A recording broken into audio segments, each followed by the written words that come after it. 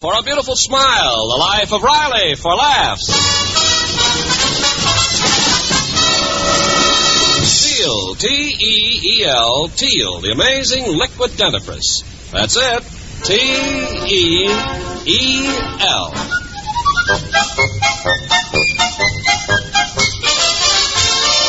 Teal, the amazing liquid dentifrice, brings you the life of Riley with William Bendix as Riley. Remember, friends, for beautiful smiles, it's T-E-E-L, Teal. And right now, it's the life of Riley.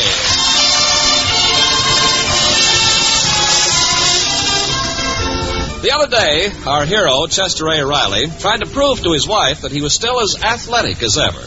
So he decided to hurdle a fence, a low fence. And now, 3 days later, he's still walking with a limp. Oh, can't you walk a little faster, Riley? It's late. Take it easy, Peg. I can't keep up with you. Don't forget, I got a gamey leg.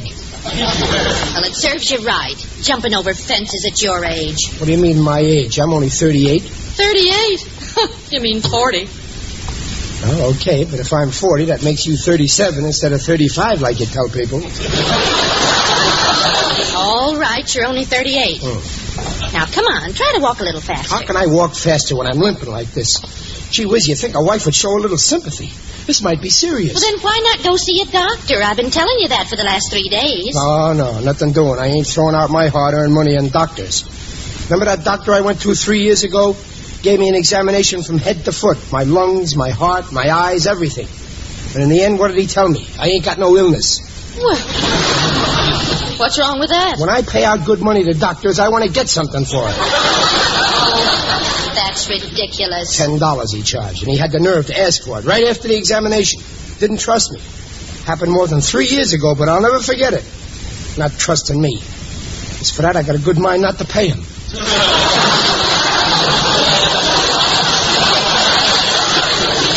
You're just like a lot of other people. You always want to get medical advice without paying for it. That ain't it. That ain't it at all. I just don't believe in doctors. As far as I'm concerned... Hey, look, ain't that Dr. Lang coming this way? The one who just moved in on our block? Oh, yes, that's him. They say he's a wonderful doctor. Oh, he is, huh? Well, good evening, Dr. Lang.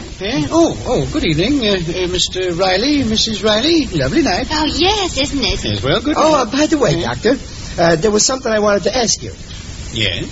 I jumped over a fence and I hurt my leg. Of course, it's nothing really, but I just thought as long as we met like this... Your leg pains you? Oh, yeah. Kind of shooting pain? Yeah, that's right. And there's a slight swelling around the joint? Yeah, that's right. What do you think I ought to do? There's only one thing I can suggest. Yeah? Come and see me in my office tomorrow. Good night. Well, how do you like that? What a cheapskate. I can't stand that type. Crazy for $1. I ought to report him to the Medical Association. What for? For not giving you free advice on the street? You ought to be ashamed of yourself. He's the one who ought to be ashamed. After all, he once took a vow to help suffering humanity, didn't he? Well, yes, but that I got a good mind to report him for breaking the oath of the hypocrites. You're talking nonsense. Come on, let's get home. Okay, but mark my words. These doctors are... Hey, look.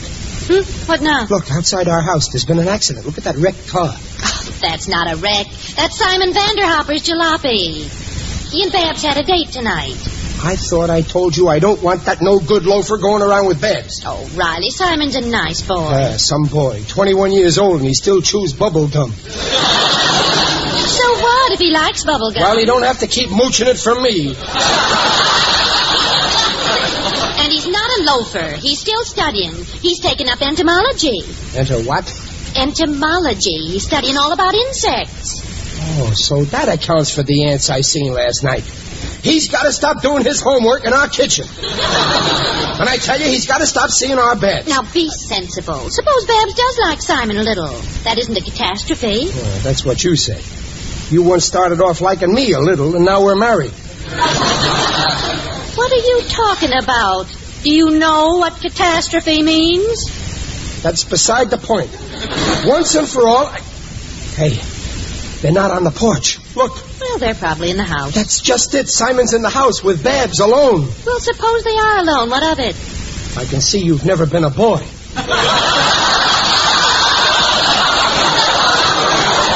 Riley, don't be an old fogey.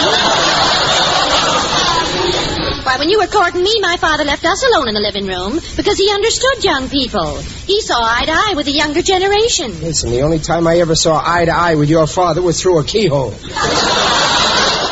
Come on, I want to hear what they're saying. Riley, now I won't have you eavesdropping. It ain't eavesdropping. I got a right to stand on my own porch with my own ear to my own door. After all, I pay rent on that porch, and I own my ear free and clear.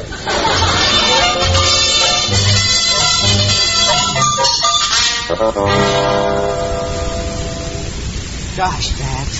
It was swell of you to let me come in for a while. Well, I really shouldn't have. You'll have to go before my father gets home, Simon. Fie on your father. Let's live dangerously. Gosh, this is a thrill. Sitting on the same couch with you. Oh, Simon. You often sit on this couch with me. Yes, but your father always sits between us. But don't worry. Someday we'll have a couch of our own and a house, too. Nothing elaborate. Just a tiny 2-room California bungalow. We won't pay a cent more than $30,000. Simon, you stop talking about us having a house. I can't help it, Babs.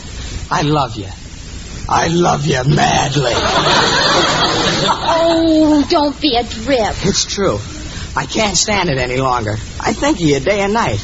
I can't work on account of you. Why, yesterday in the lab, I took a spider and put it under the microscope, and when I looked in, what did I see? You.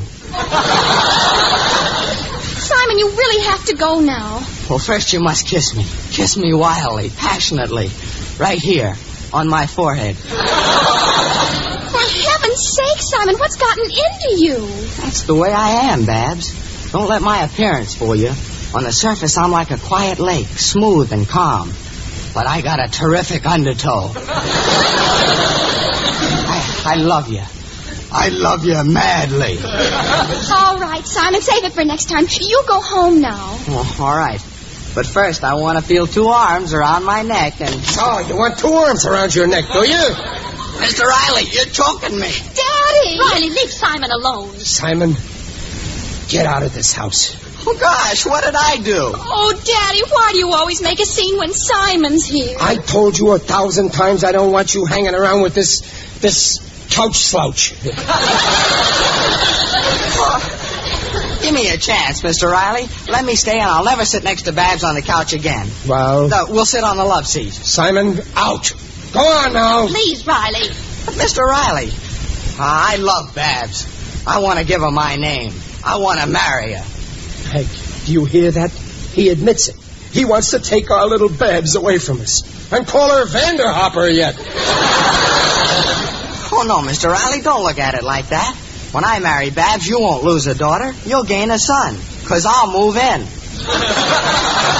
Simon, get out of this house!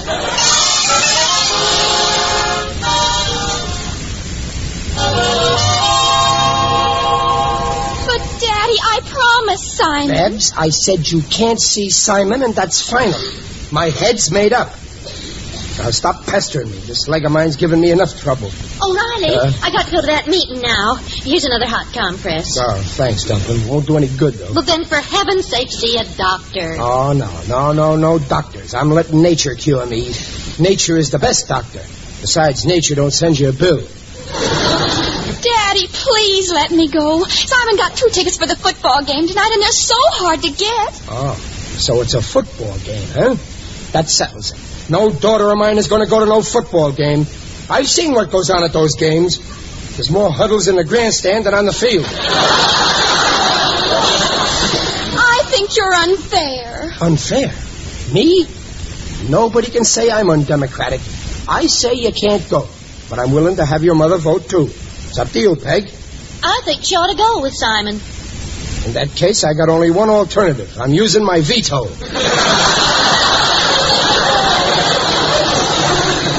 Mother. I'm sorry, Babs, dear. Well, I haven't got time to stand here and argue. I'm late now.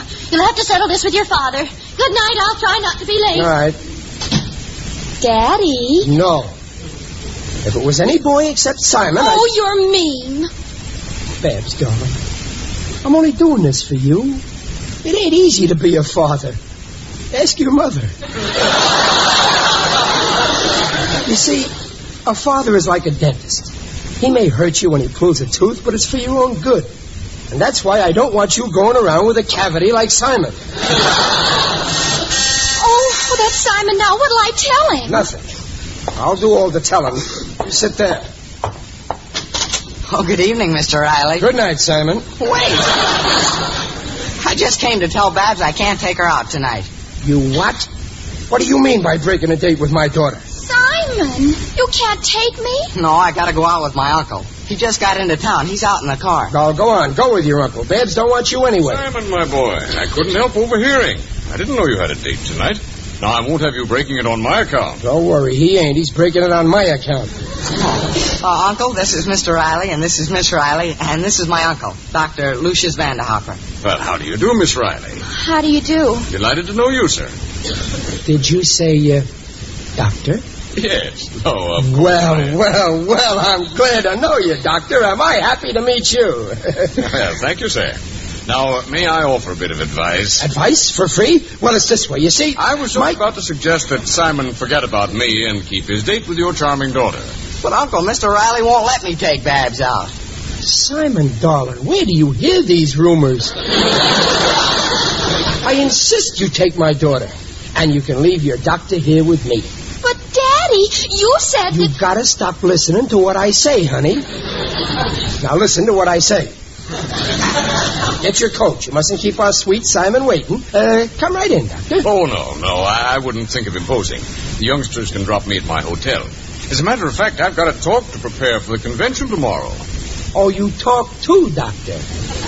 Yes, Uncle's one of the most famous specialists. Oh, now. A specialist? I insist you come in. I'm ready, Simon. Good night, Dr. Vanderhopper. Good night, Daddy. Good night. Good night. So long, kids. Have a good time. And don't worry about coming home early, Babs. When you're with Simon, you're perfectly safe.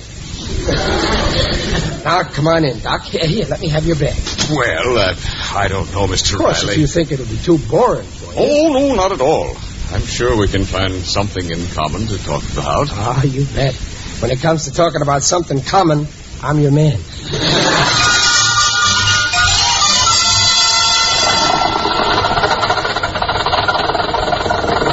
Gosh, Babs, your father sure took a liking to Uncle Lucius. I guess he was impressed when he found out he's a doctor. If I know Daddy, he's going to tell your uncle all about that pain in his leg. If he did, he'd be wasting his time. Oh, doesn't your uncle like to give people free advice? Oh, it isn't that. Uncle Lucius can't give advice to people. He's a horse doctor.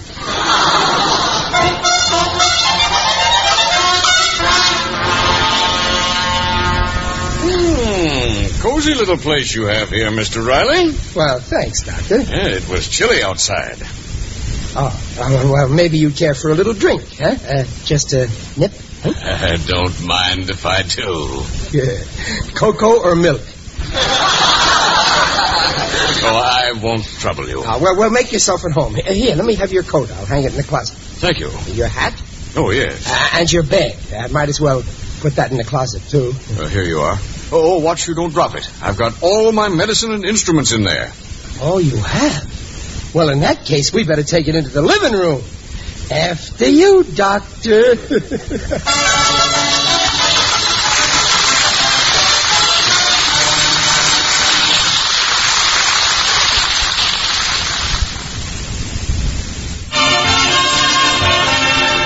Well, Riley is entertaining an interesting guest this evening, Dr. Lucius Vanderhopper, the uncle of his daughter's boyfriend, Simon Vanderhopper.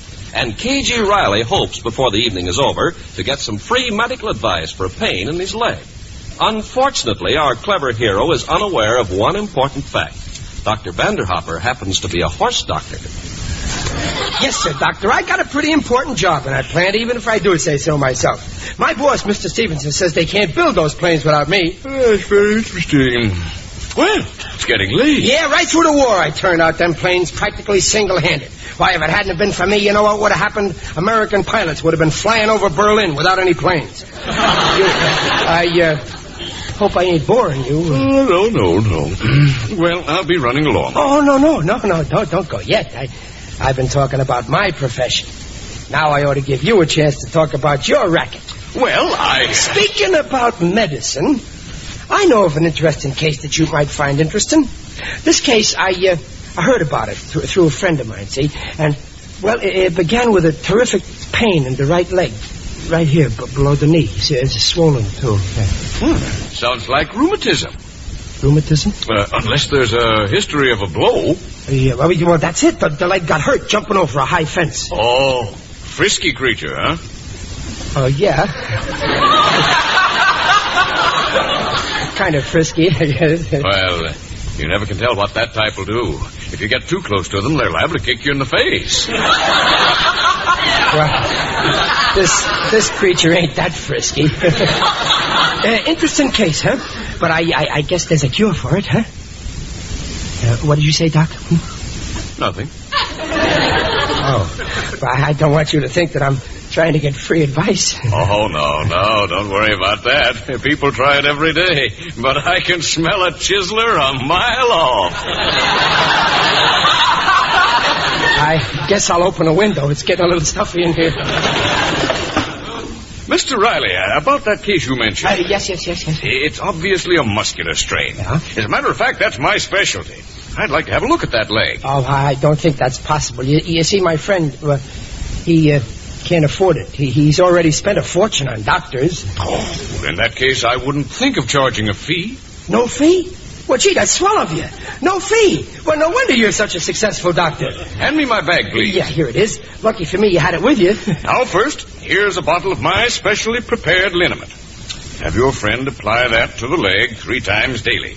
Oh, thanks. This ought to do the trick, huh? Yes, but external treatment isn't enough. Long years of experiment have shown me that a special diet and internal medication go a long way in speeding up muscular therapy. So, here's what I advise. Yes. Here's a box of pills.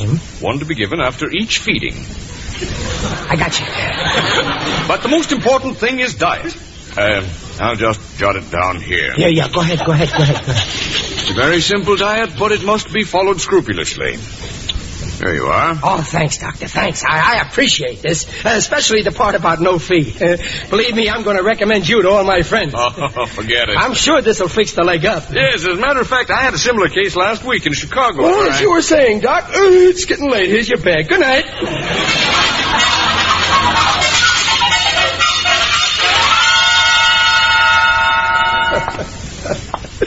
Boy, I sure put one over on that doctor.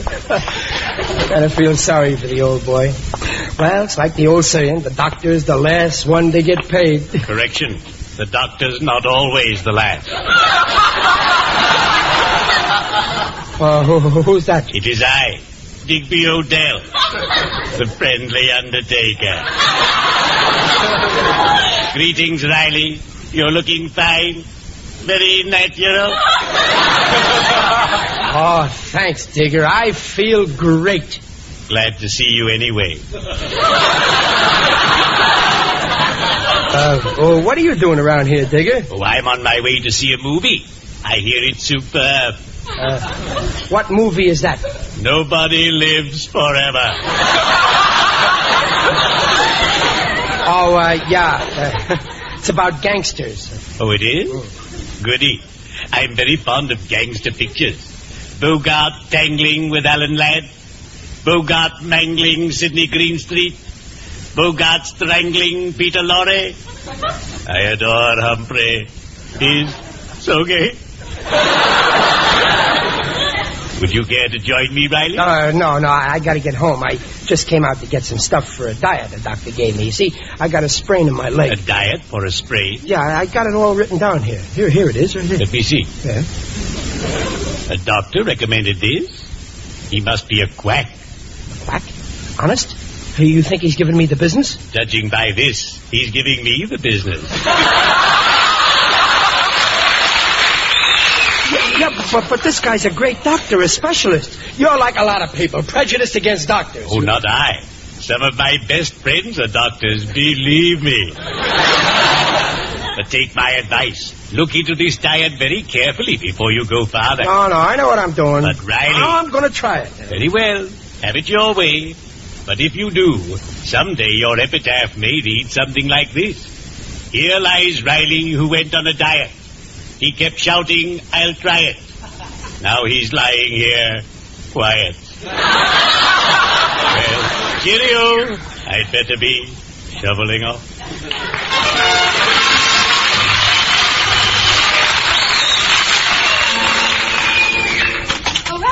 Riley, I'm home. I'm in here, Dumpling, in the kitchen. Oh, hello, dear. How's... Riley, what are you eating? Oats. They're delicious. Have some. You're eating oats? Yeah, and apples. You better get some more, though. I could only find a dozen in the icebox. You ate up the whole... Riley, what are you... Excuse me, Dumpling. I gotta have my dessert. Delicious.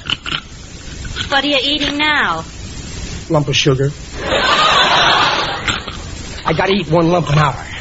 You're out of your mind. Oh, don't get excited, Dumpling. This is my new diet. I found a great doctor. What doctor? Simon's uncle. He was here tonight, and he gave me advice for my leg, and I didn't have to pay him a cent. But I never heard of a diet for a sore leg. Oh, it's great. I guarantee you in 3 weeks I'll be as strong as a horse. But what can diet... Oh, he gave me some pills, too, in this box here. Look. See? Let me see those. Watch out, they're falling out. Mercy. What are those? But they're pills. What do they look like? Golf balls. Now, Peg, be sensible. You asked me to be sensible. Look at you. Oats, a sink full of apple cores, lump sugar, and what you've done to the house. It smells like a stable. Oh, that's me. I mean, my liniment. Oh, Riley, are you sure this Uncle Simon knows what he's doing? Well, he's a great specialist, famous. Only he ain't too smart. Boy, I sure put one over on him. Well, good night, Simon. Oh, there's the kids. Can I come in for a while, Babs? Oh, I don't think Daddy will... Well, of course he can come in. Come in, Simon, darling. Oh, hello, Mother. Hello, dear. Hi, Daddy. Good evening, Mr. Riley. Hello, Mrs. Riley. Hey, that uncle of yours is a great doctor. He's the best in his line. Yeah, he's been telling me all about his work. Oh, he's had some very interesting cases. Did he tell you about the one in Chicago last week that got hurt jumping a fence? Well, no, he started to, but, what happened? Well, my uncle worked on him for days. But finally, he had to put him out of his misery. Ah, that's the kind of a doctor I like. Put him out of his misery. How? With a pill. 1, 2, 3, it's all over. Oh, Simon, I never heard of such a thing. Why, sure, every horse doctor does that. Horse doctor? Your uncle's a horse doctor? Why, sure. What a revolting development this is.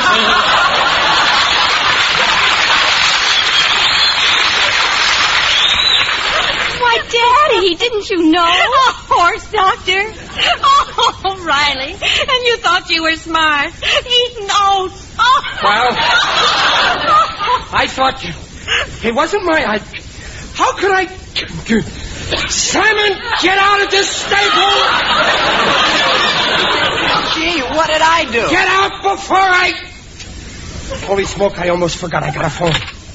Lucky I found out in time. Well, Daddy, who are you phoning? Mr. Stevenson, my boss. Mr. Steve? Hello, boss. This is Riley. Listen, you know that doctor I recommended to you for your wife? Well, don't use him. Never mind, why not? Don't let him treat your wife unless you want to enter her in the Kentucky Derby. The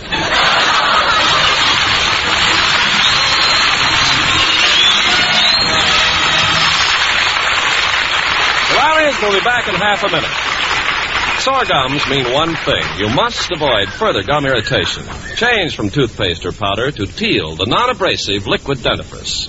Teal not only makes teeth sparkling clean, but because Teal is a liquid, it actually reduces the irritating effect of the brush itself. That's T-E-E-L, Teal.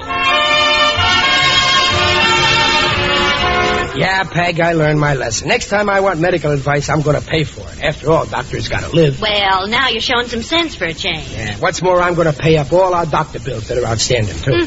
About time, too. Oh, don't do no harm. Let them wait a while. I got all the bills here.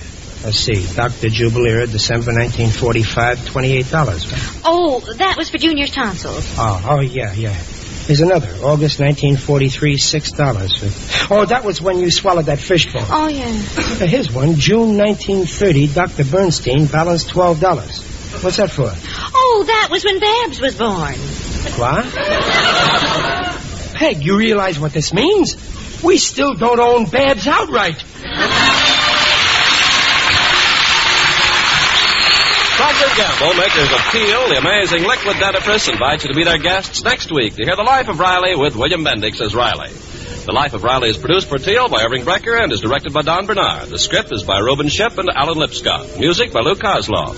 Mrs. Riley is Paula Winslow. Digger Odell is John Brown. Babs is Barbara Eiler. Simon is Warren Mills. And Dr. Vanderhoffer is Fred Shields.